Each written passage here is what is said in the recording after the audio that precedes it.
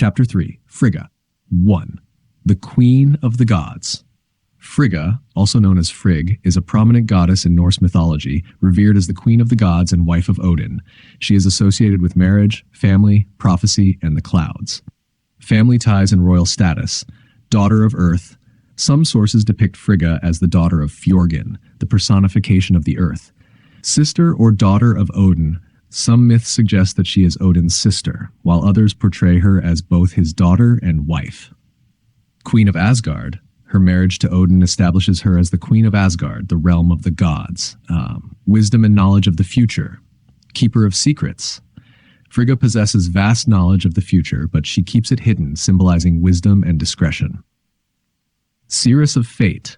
Her ability to foresee the future makes her a revered figure among the gods. Connection to clouds and atmosphere. Goddess of the clouds. Frigga is often associated with the clouds and an atmosphere, depicted wearing either snow-white or dark garments reflecting her changeable moods. Guardian of the sky. She is said to influence the weather and the movement of clouds. Residence and symbolism. Fensalir, the Hall of Mists. Frigga prefers her own palace, Fensalir, meaning Hall of Mists or Sea, where she engages in her divine activities. Spinning clouds and weaving tapestries. She is often portrayed spinning clouds and weaving colorful tapestries, symbolizing her creative power and connection to the elements. Heron feather crown. Frigga is often adorned with a crown of heron feathers, representing silence or forgetfulness, alluding to her discretion regarding the future. Patroness of marriage and love, guardian of conjugal and motherly love. Frigga is revered as the goddess of love, particularly conjugal and motherly love. Worshipped by married couples and parents. She is sought after by married couples and parents, seeking her blessings for harmony and protection. Frigg, the Norse goddess of marriage, motherhood, and home, also possessed various names throughout history and across regions. These names, like Odin's, served as epithets that highlighted different aspects of her character and domain. Here's a breakdown of some of Frigg's known names. Frigg, Old Norse. This is the most common and well-known name for the goddess. It likely originates from the Proto-Germanic word frijo, meaning dear or beloved. Frigga, Old High German. This is a cognate of Frigg, sharing the same linguistic root and meaning. Frigga, Longobardic. This is another Germanic name for Frigg, closely related to the Old High German form. Frigg, Old English. This is the Anglo-Saxon version of Frigg, reflecting the shared linguistic heritage of these languages. Hlin, Old Norse. This name translates to protector or guardian, reflecting Frigg's role as a protector of women, marriage, and the home. Sin, Old Norse. This name means truth or guile, potentially signifying Frigg's association with wisdom, foresight, and even the ability to manipulate or deceive for good. Gefjon, Old Norse. While sometimes mistaken for another goddess, Gefjon, Frigg's association with fertility and prosperity is occasionally linked to this name, which translates to giver. It's important to note that due to the lack of standardized spelling practices in early Norse cultures, variations of these names might exist. Additionally, some confusion arises with the name Freyja, the Vanir goddess of love, beauty, and war. While some believe they were separate entities, others view them as different aspects of the same goddess. Understanding these names provides a deeper appreciation for Frigg's multifaceted nature and the reverence she held in Norse mythology. References in the Eddas. The Poetic Edda, a collection of ancient Norse poems, offers glimpses into Frigga's character and significance. Voluspa, the Seeress's prophecy. This poem alludes to Frigga's knowledge of the future, stating, "I saw the earth rise again, green once more after Fimble winter. The sun shone from the south on the cliffs, and the grass grew green." Vafthrudnismal. In this poem, the wise giant Vafthrudnir challenges Odin with questions about the gods, including Frigga, who sits by Odin's side and sees all worlds from Hlidskialf. Odin replies, acknowledging Frigga's position as the queen and her ability to observe all realms. The Prose Edda, a compilation of Norse mythology and lore, provides more detailed accounts of Frigga's role and dwelling. Gylfaginning, the Simpering of Gylfi. This section introduces Frigga as Odin's wife and the Queen of Asgard, describing her as the fairest of all women. Skaldskaparmal, the language of poetry. This section provides kennings or poetic names for Frigga, such as Wife of the Gods and Lady of Fensalir. Lokasenna, the flighting of Loki. In this poem, the trickster god Loki taunts Frigga, hinting at her knowledge of the future and her role in shaping events. These Eddic passages collectively portray Frigga as a powerful, wise, and revered goddess, holding a central position in Norse mythology. Her association with marriage, family, and the clouds reflects her profound connection to the human realm and the natural world. 2. The stolen gold. In the realm of Asgard, where gods and goddesses held dominion over the world, dwelt Frigga, the queen of deities, renowned for her beauties and wisdom. Yet beneath her radiant exterior lurked a touch of vanity, a desire for adornment that would lead her down a path of deception. Driven by her longing for a new ornament, Frigga's gaze fell upon a statue of her husband, Odin, the Allfather, newly erected in his temple. The statue, gleaming with gold, ignited a spark of covetousness within her heart. Under the cloak of secrecy, she took a piece of the precious metal, entrusting it to the skillful dwarves to fashion a magnificent necklace for her. The dwarves, with their mastery in crafting, transformed the stolen gold into a masterpiece that surpassed even Frigga's wildest dreams. Adorned with the necklace, her beauty was amplified, captivating even the heart of Odin, who grew more enamored with his wife than ever before. However, Odin's love was soon clouded by suspicion. The disappearance of the gold from his statue did not go unnoticed, and his anger swelled like a raging storm. Summoning the dwarves, he demanded they reveal the identity of the thief who dared to touch his likeness. Bound by their oath to Frigga, the dwarves remained steadfast in their silence. Odin, frustrated by their lack of cooperation, devised a cunning plan. He ordered the statue to be placed above the temple gate and set about inscribing runes that would endow it with the power of speech, enabling it to expose the culprit. News of Odin's intent reached Frigga, and her heart pounded with fear. She sought the aid of her trusted handmaiden, Fulla, pleading for a solution to avert her husband's wrath. Fulla, ever loyal, embarked on a quest to find a way to protect her mistress. Her search led her to a hideous dwarf, known for his cunning and mischievous nature. In exchange for a gracious smile from Frigga, the dwarf agreed to silence the statue forever. Frigga, desperate to avoid Odin's fury, consented to the dwarf's request. Under the cover of darkness, the dwarf crept into the temple, casting a deep slumber upon the guards. With swift and ruthless movements, he toppled the statue from its pedestal, shattering it into pieces, effectively silencing its potential to betray Frigga's secret. Upon discovering the destruction of his statue, Odin's rage knew no bounds. Unable to bear the sight of Asgard, he vanished into the unknown, taking with him all the blessings he had bestowed upon the gods and men. In Odin's absence, his brothers, seizing the opportunity, assumed his form and took possession of his throne and wife. However, despite their outward resemblance, they lacked the power to restore the lost blessings, plunging the world into a state of despair. The ice giants, sensing the weakened state of Asgard, descended upon the land, binding it in their icy grip. They withered the crops, stripped the trees bare, and shrouded the earth in an impenetrable mist, casting a shadow of desolation over the once vibrant realm. After 7 arduous months, the true Odin, moved by the suffering of his people, returned to Asgard. Upon witnessing the havoc wrought in his absence, his wrath ignited once more. With a mighty surge of power, he banished the usurpers, drove the frost giants back to their icy realm, and released the earth from its icy bonds. As the sun pierced through the clouds, casting its warm embrace upon the land, Odin showered Asgard with his blessings once more. The crops revived, the trees blossomed, and the earth regained its vibrant spirit. Frigga, humbled by the consequences of her vanity, emerged from the shadows, seeking forgiveness from Odin. Odin, recognizing his wife's remorse and the lessons learned, extended his hand in reconciliation. From that day forward, Frigga tempered her desire for adornment with wisdom and humility, cherishing the true treasures of love, loyalty, and the power of forgiveness. 3. The cunning of Frigga.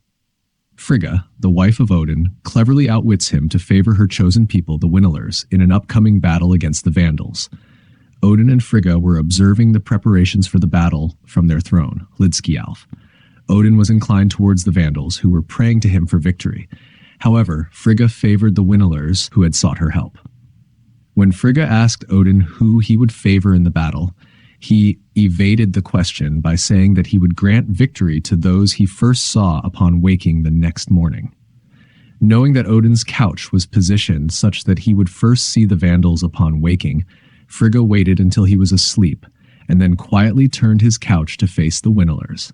She then instructed the Winnelers to dress their women in armor and have them stand in battle formation at dawn, with their long hair combed down over their cheeks and breasts.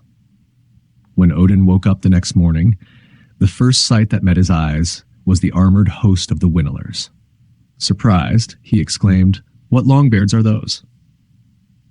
Hearing this, Frigga triumphantly declared that Odin had given them a new name, and as per the northern custom, he was now honor-bound to also give them a baptismal gift. Realizing that he had been outsmarted, Odin did not protest. In memory of the victory that Odin's favor had granted them, the Winnelers retained the new name given by the king of the gods.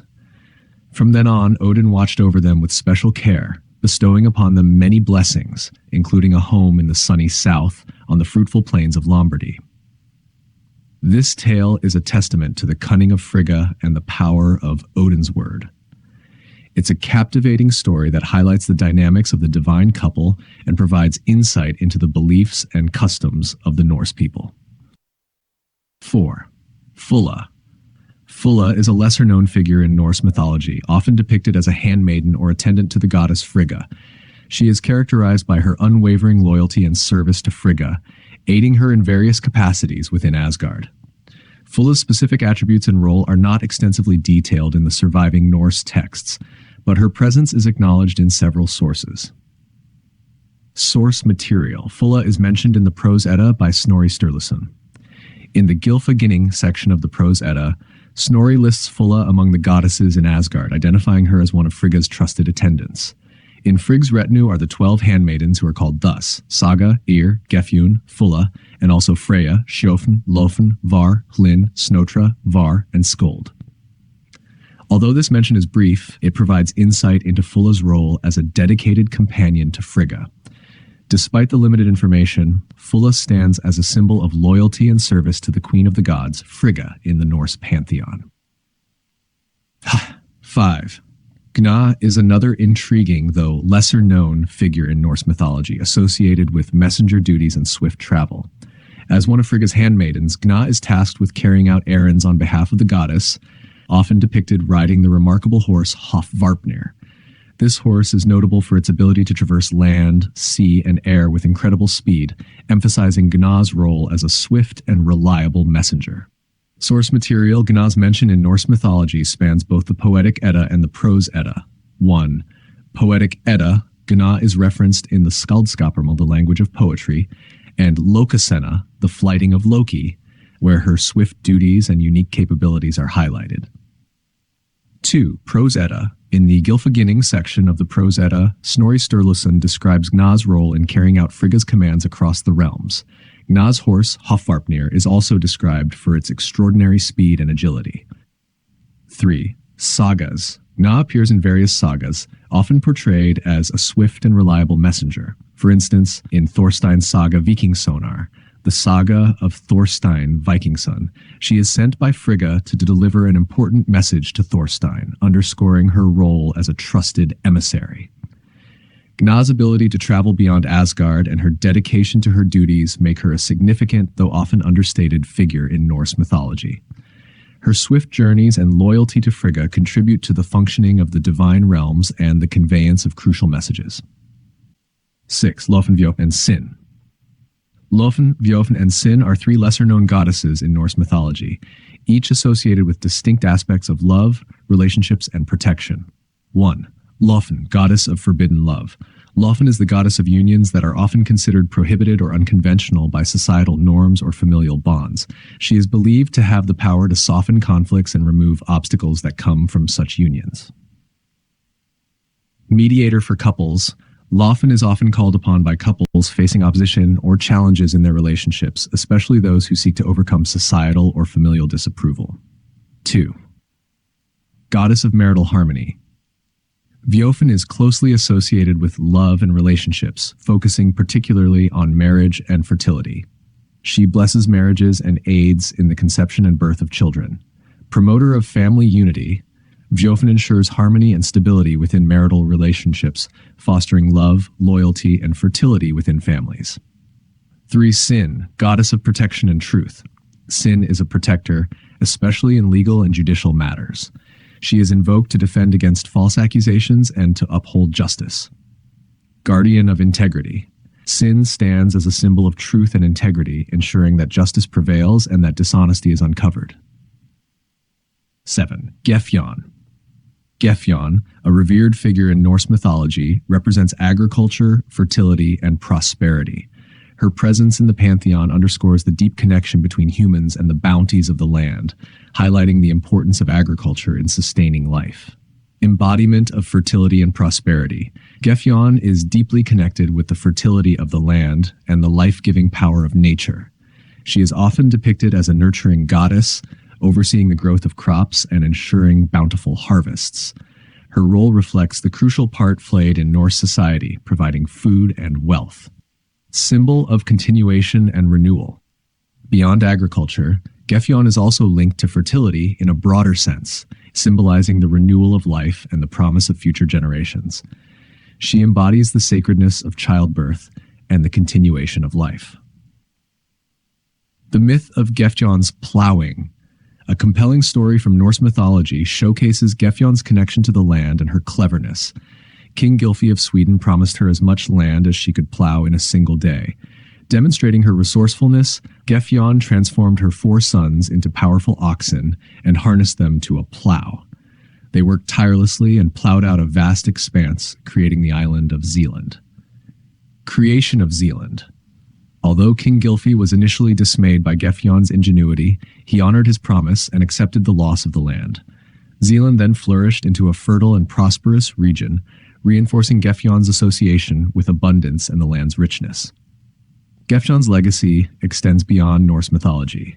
She remains a symbol of fertility, the life-giving power of nature, and the enduring connection between humans and the earth's bounty. 8. Ira, Vara, Ver, and Snodra. In the intricate tapestry of Norse mythology, various goddesses embody virtues that resonate deeply with human experiences and societal values. Ira, Vara, Ver, and Snodra each play a unique role in ensuring the well-being, integrity, and wisdom of both gods and mortals. Era, the goddess of healing. Era is revered as the goddess of healing, known for her profound ability to cure physical ailments and provide solace to troubled minds. Her name translates to mercy or compassion, highlighting her gentle and empathetic nature. Role in mythology. Era's expertise extends beyond mere physical healing. She is also adept at using medicinal herbs and possesses the wisdom to heal emotional and psychological wounds. In a society where physical and mental health are paramount, Era's presence signifies the importance of holistic healing in maintaining balance and well-being. Symbolism. Ira represents the essential need for mercy and compassion in the act of healing. Her influence underscores the belief that true well-being encompasses both body and mind. Hat Vara, the goddess of oaths and promises. Vara is the guardian of oaths and promises, embodying the principles of loyalty, integrity, and faithfulness. Her name translates to faith or pledge, signifying her role in upholding the sacredness of agreements and commitments. Role in mythology. In Norse society, oaths were binding and held great weight. Vara's role is to oversee these promises, ensuring they are honored and respected. Breaking an oath was not just a personal failing, but a breach that could disrupt social harmony. Symbolism. Vara's presence reinforces the value of trust and reliability in human relationships and social contracts. She reminds us of the significance of keeping one's word and the consequences of failing to do so. The goddess of wisdom and foresight. Ver is the goddess who personifies wisdom and the ability to foresee the future. Her name translates to wise woman or seer, reflecting her deep understanding and insight into the workings of the world. Role in mythology. Ver is often consulted for guidance and is revered for her ability to foresee potential outcomes. Her wisdom helps individuals navigate challenges and make informed decisions, shaping their paths and destinies. Symbolism. Ver symbolizes the critical role of wisdom and foresight in life. Her presence encourages the pursuit of knowledge and the consideration of future implications in decision-making. Snotra, the goddess of intelligence and eloquence. Snotra is celebrated as the goddess of intelligence and eloquence, embodying the power of clear thought and effective communication. Her name translates to wisdom or intelligence, highlighting her sharp mind and articulate speech. Role in mythology. Snotra's gifts are crucial in various aspects of life, from conflict resolution to effective leadership.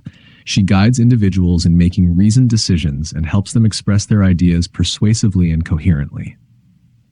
Symbolism. Snotra's influence emphasizes the importance of intellect and eloquence in fostering understanding and harmony. She represents the value of articulate expression and reasoned thought in achieving personal and social goals. Collective significance. Together, these goddesses, j.r.r, Vara, Ver, and Snotra, embody the essential virtues that sustain and enrich both individual lives and society as a whole. J.r.r teaches the value of compassion and the healing of body and soul. Vara upholds the sanctity of promises and the importance of trust. Ver offers the wisdom and foresight needed to navigate life's challenges. Snotra highlights the power of intelligence and the art of communication. Their roles in Norse mythology remind us of the timeless importance of healing, integrity, wisdom, and eloquence in cultivating a balanced and fulfilling life. 9. Holda.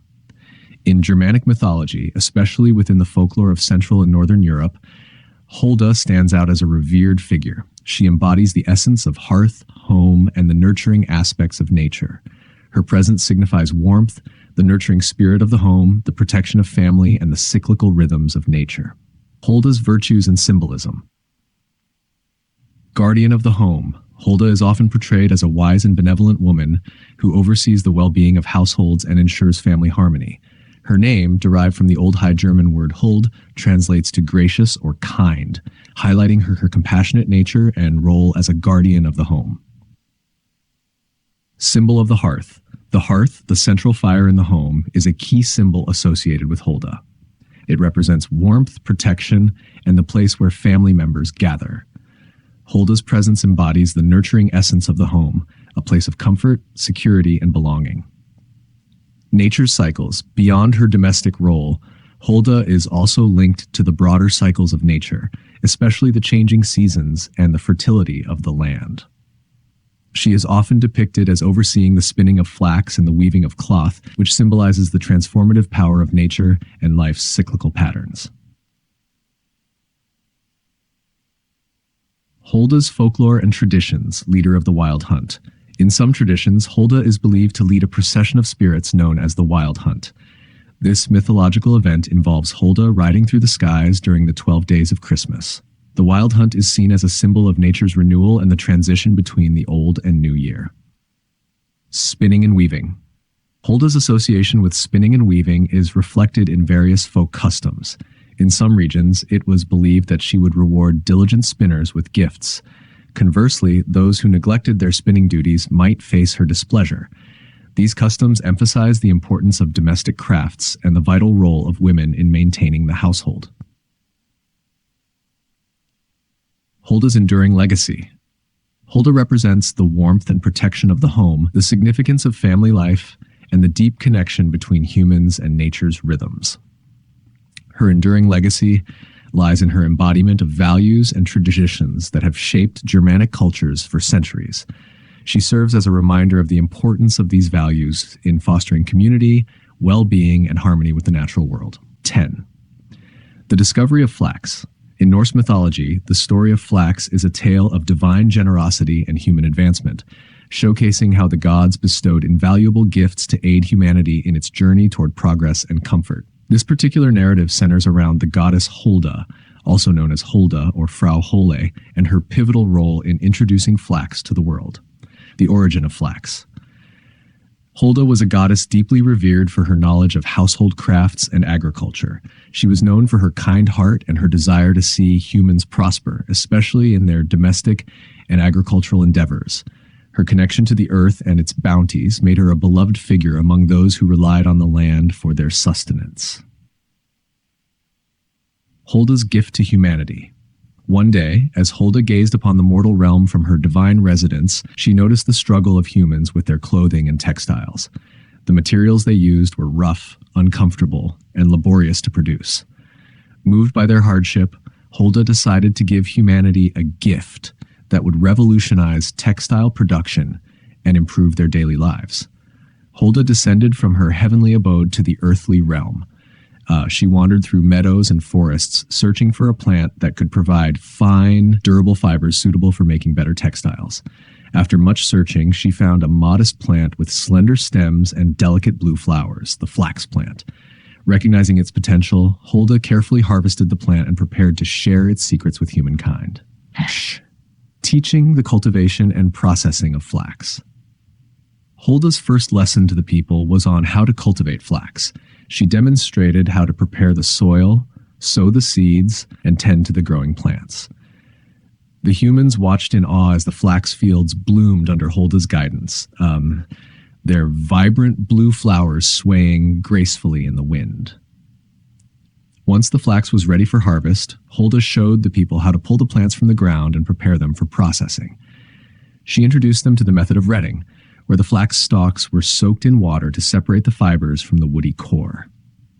This was followed by the processes of breaking and scutching, which involved removing the tough outer layers to reveal the soft, valuable fibers inside. Spinning and weaving flax. With the fibers prepared, Holda then instructed the people in the arts of spinning and weaving. She taught them how to spin the flax fibers into strong, smooth threads using a spindle and distaff. Once the threads were ready, she showed them how to weave these threads into fabric on a loom. The resulting linen was not only durable and comfortable, but also beautifully smooth and fine. Under Holda's patient guidance, humans quickly became skilled at spinning and weaving flax. They produced linens far superior to the coarse fabrics they had used before. These new textiles were used to make clothing, bedding, and various household items, significantly enhancing their quality of life. The legacy of flax. The discovery and cultivation of flax had a profound impact on human society. The knowledge and skills imparted by Holda became integral to agricultural and domestic life. Flax linens were highly valued for their quality and became an important commodity in trade and commerce. Holda's gift of flax was more than just a practical boon. It symbolized the enduring bond between the gods and humans. It illustrated the gods' willingness to provide for and uplift humanity, fostering a deep sense of gratitude and reverence towards the divine.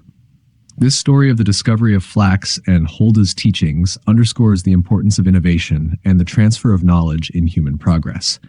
It celebrates the idea that the gods played an active role in nurturing and guiding humanity, equipping them with the tools and wisdom needed to thrive and flourish in their world. 11. Tannhauser. According to a medieval tradition, Holda dwelt in a cave in the Hörselberg in Thuringia, where she was known as Frau Venus and considered an enchantress who lured mortals into her realm, where she detained them, steeping their senses in all manner of pleasures. The most famous of her victims was Tannhauser. The story. One day, Tannhauser, a noble knight and poet known for his prowess in both combat and verse, found himself standing before the fabled Venusberg. This mythical mountain was said to house the court of Venus, the goddess of love. As he gazed upon the mountain, he heard a voice, as soft as a summer breeze, yet as powerful as a storm. Tannhauser, the voice called, I have watched you from afar, admired your strength, your courage, your talent for words. Come, join me in my court. Abandon the mortal world and its constraints. Here you will find eternal pleasure. Tempted by the promise of endless delight and the divine allure of Venus, Tannhauser succumbed to the temptations of the Venusberg. I accept your invitation, Venus, he declared, stepping into the mountain. For a year, Tannhauser reveled in the sensual delights of the Venusberg. He lost himself in a world of indulgence, where every desire was fulfilled and every pleasure was within reach. Yet, despite the joy, a sense of guilt began to gnaw at his soul. One day, as he sat in the court of Venus, he found himself unable to enjoy the pleasures around him. What troubles you, Tannhauser? Venus asked, her voice filled with concern. I am filled with guilt, Venus, Tannhauser confessed. I have abandoned the moral world for this earthly paradise. Yet I fear I have forfeited my chance at salvation." Venus looked at him, her eyes filled with sadness. "Tannhauser," she said softly, "you must choose your own path. If you believe your salvation lies in the mortal world, then you must return." With a heavy heart, Tannhauser left the Venusberg, determined to seek redemption for his actions. His journey had taught him a valuable lesson. True fulfillment comes not from indulgence, but from balance and moral integrity. The mountain passage yawned open behind him, the flickering torchlight swallowed by the hungry darkness. Tannhauser emerged, blinking against the harsh sunlight that flooded his vision. The air, crisp and clean, was a stark contrast to the cloying perfume of the Venusberg. A year had passed since he had surrendered to pleasure, a year since he had felt the warmth of the sun on his skin. But with the freedom came a crushing weight of guilt. Memories of duty abandoned and prayers forgotten clawed at his conscience. He had traded his virtue for fleeting pleasure, and the cost felt heavy upon his soul. Redemption. The word echoed in his mind, a beacon in the storm of despair. He had to find redemption, even if it meant facing his greatest fears. With newfound purpose, Tannhauser set out for Rome. The journey was long and arduous, a fitting penance for his year of indulgence. The world he had left behind seemed distant, a half-forgotten dream. Yet with each passing day, his resolve solidified. He would confess his sins, seek forgiveness, and hope for a path back to the light. Finally, the majestic city of Rome rose before him, its grandeur both awe-inspiring and intimidating. He found the Pope's residence, a place of hushed reverence and intimidating splendor. With a deep breath he entered, the weight of his transgressions pressing down upon him. He was ushered into a vast chamber, sunlight streaming through stained glass windows, painting the scene in a kaleidoscope of colors. There, seated upon a throne of polished marble, sat Pope Urban IV. The Pope's gaze was stern, his weathered face etched with the weight of his responsibilities. Tannhauser knelt, his head bowed low. "Your Holiness," he rasped, his voice hoarse from disuse, "I come before you a sinner. I have strayed from the path of righteousness, succumbing to temptation in the depths of the Venusberg." A heavy silence descended upon the room. Tannhauser poured out his tale, recounting the allure of the underworld, his year of revelry, and his gnawing remorse. He spoke of his yearning for redemption, his desire to atone for his sins. When he finished, the silence stretched on, agonizingly long. Finally, the Pope spoke, his voice a low rumble that echoed through the chamber. "A grave sin you have committed, Tannhauser," he intoned. "Consorting with the underworld is a transgression beyond forgiveness." Tannhauser flinched, despair washing over him. "But Your Holiness," he pleaded, "I seek redemption. Grant me a chance to atone, to prove my faith." The Pope's gaze remained unwavering. "Redemption for one who has walked hand in hand with depravity? It is as impossible as this staff." He lifted a dry, gnarled stick, flowering in the winter's chill. The room spun before Tannhauser's eyes. Impossible? Was there truly no hope for him? Despair threatened to consume him, the weight of the Pope's words crushing his spirit. He had ventured forth seeking redemption, but found only a harsh decree and a slammed door. As he was ushered out of the papal palace, Tannhauser felt a chilling emptiness settle within him. The path ahead seemed shrouded in darkness, devoid of solace or hope. He had left the Venusberg, but had he truly found his way back to the light? 3 days. 3 agonizing days. Tannhauser spent wandering the desolate outskirts of Rome, his spirit crushed by the Pope's harsh judgment. The echo of the Pope's words, as impossible as this staff flowering, reverberated in his hollow mind. He had sought redemption, only to be met with a seemingly insurmountable obstacle. Despair gnawed at him, a relentless predator stripping away any remaining hope. The vibrant memories of the outside world, the warmth of the hearth, the camaraderie of his fellow knights, the simple joy of a sunrise seemed like a distant dream. The only solace he found was in the fading memory of Venus's embrace, the intoxicating allure of the pleasures he once abandoned. One day, a ragged figure, his face etched with despair, stumbled upon a group of pilgrims on the road. They spoke of a miracle. The Pope's dry staff, the very one used to deny Tannhauser forgiveness, had inexplicably bloomed with vibrant flowers. Tears welled up in his eyes, a flicker of hope igniting within him. "God's forgiveness!" he cried, his voice hoarse with emotion. "The Pope was wrong. There is a chance for me yet." Fueled by newfound hope, Tannhauser turned back towards Rome, his steps lighter despite the weariness in his limbs. He envisioned himself kneeling before the Pope, the staff a testament to God's mercy, a symbol of his own redemption. But fate, it seemed, had other plans. As he neared the city gates, a haunting melody drifted on the wind, a melody both familiar and seductive. It was the music of the Venusberg, a siren song beckoning him back into its alluring embrace. He stopped, his heart caught in a brutal tug of war. The promise of forgiveness, the warmth of the sun on his face, the life he had left behind, all within reach. Yet the memory of Venus's touch, the intoxicating oblivion of the underworld, whispered a counterpoint. "It's a trick," he muttered, trying to convince himself. "A cruel illusion to lure me back to my damnation." But the melody persisted, weaving its magic around him, whispering promises of forgotten pleasures. In that moment of agonizing doubt, a terrible realization dawned upon him. He had spent so long in the Venusberg that the outside world, the world of faith and redemption, felt alien, almost frightening. With a heavy sigh, Tannhauser turned away from the path to Rome. The melody grew stronger, guiding him towards the beckoning darkness of the mountain. He was returning to the Venusberg, not out of defiance, but out of a tragic acceptance of his perceived fate. The miracle of the staff, a symbol of hope, had arrived too late. He had become a creature of the underworld, forever bound to the goddess and the pleasures she offered, a cautionary tale of the enduring allure of sin and the heavy price of indulgence, the mythological and cultural significance. The tale of Tannhauser resonates deeply within the cultural and mythological landscape of Europe. It reflects the Norse and Germanic themes of heroism, temptation, and the struggle for redemption.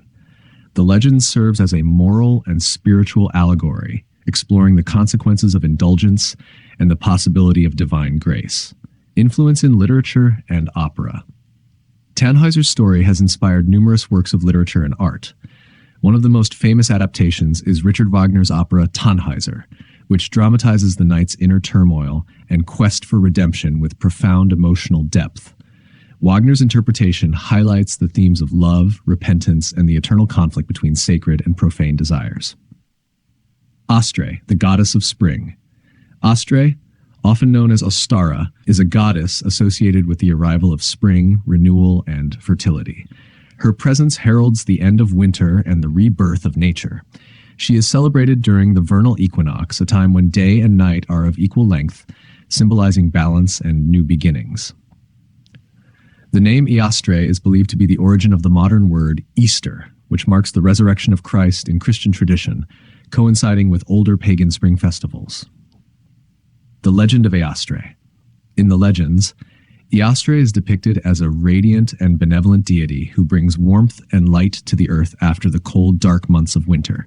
She is often associated with hares and eggs, symbols of fertility and new life. The hare, a creature known for its rapid reproduction, was sacred to Eostre and often seen as her companion. Eggs, representing potential and rebirth, were exchanged as gifts during her festivals. One of the most famous tales involving Eostre tells of how she transformed a bird into a hare to save it from the harsh winter. This hare retained the ability to lay eggs, which it would decorate and present to the goddess in gratitude.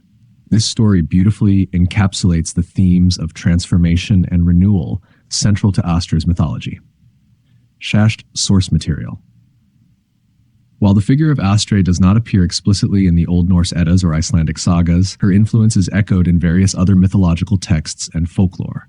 For instance, the Venerable Bede, an 8th century English monk, references Eostre in his work De Temporum Ratione, The Reckoning of Time, where he explains that the month of April was known as Eostermonath among the Anglo-Saxons, named after the goddess Eostre. This work is one of the primary sources that mention Eostre, highlighting her significance in pre-Christian Germanic paganism. Eostre's festivals and traditions. Eostre's festival, celebrated during the vernal equinox, involved various rituals to honor the goddess and mark the beginning of spring. Feasts, dances, and the lighting of bonfires were common practices, all aimed at welcoming the rejuvenating energy of spring. The exchange of decorated eggs, a tradition that persists in modern Easter celebrations, can be traced back to these ancient rites. The customs surrounding Eostre emphasize the interconnectedness of life, death, and rebirth. Just as the earth awakens from its winter slumber, so too do the hopes and spirits of the people. The goddess Eostre embodies this cyclical nature of existence, serving as a reminder of the enduring power of renewal and transformation. 13. Bertha the White Lady. Bertha, also known as Perchta or Birched, is a fascinating figure in Germanic and Alpine folklore, often depicted as the White Lady. She is a complex character who embodies dual aspects of benevolence and malevolence, mirroring the cycles of the year and the dual nature of human existence. The legend of Bertha. In the folklore of the Alpine regions, Bertha is described as a tall, majestic woman dressed in white with a serene and ethereal presence.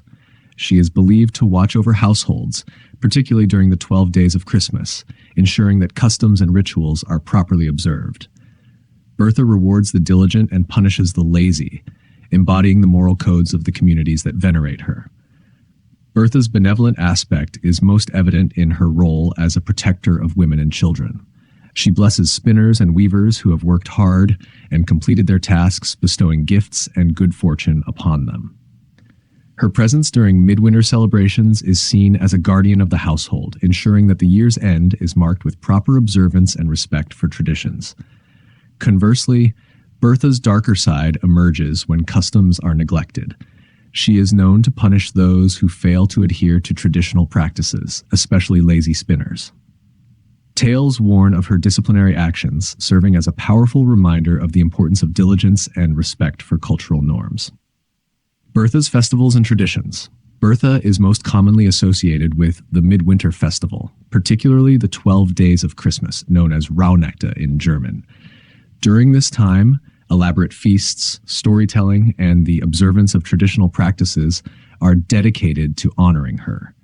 These rituals often involve cleaning the home, completing all spinning and weaving tasks, and preparing special foods such as dumplings and porridge, which are believed to please the White Lady. In some regions, Bertha's Night, Bertentag, is celebrated with processions and masquerades. Participants dress in white robes and masks, emulating Bertha and her entourage, which often includes souls of the dead and other supernatural beings. These festivities serve to reinforce communal bonds and ensure the well-being of the community through adherence to time-honored customs. Bertha's enduring presence in folklore underscores the human need to balance hard work with celebration, to honor tradition, while recognizing the cyclical nature of the seasons and life itself. Her dual nature as both a benevolent and punitive figure encapsulates the timeless struggle between order and chaos, diligence and neglect, reward and consequence.